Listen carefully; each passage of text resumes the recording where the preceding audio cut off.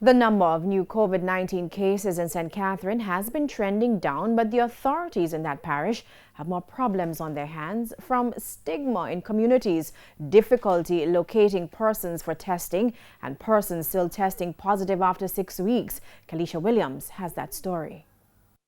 St. Catherine has been high on the government's radar when it comes to COVID-19, with over 290 cases.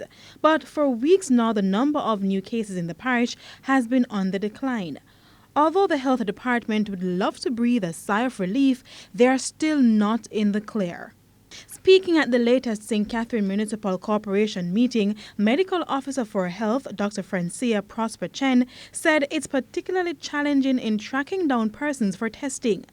It therefore means not everyone has been retested. It is a challenge with the young people sometimes, because sometimes they move around, and when we think that this is Jane Doe from Old Harbour, she is now living in Portmore or some such thing.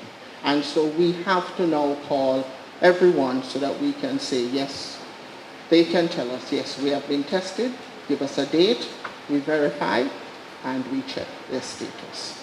Even with that challenge, the main objective in the parish is to ramp up contact tracing. But even when persons are located, we have had significant challenges, of course, because we meet upon quite significant community resistance to persons who are in their communities that they suspect are positive, or even those young people who live in those communities, whether or not their status is known. As for the worst affected areas, Linstead tops the list with 35 cases, followed by Old Harbour with 34 cases, Greater Portmore 22 cases, and Waterford has 19 cases. Dr. Prosper Chen also told the municipal corporation that most of the positive cases are asymptomatic, meaning the individuals were not showing symptoms. So what's next? We had over 2,000 persons who were confined to their homes.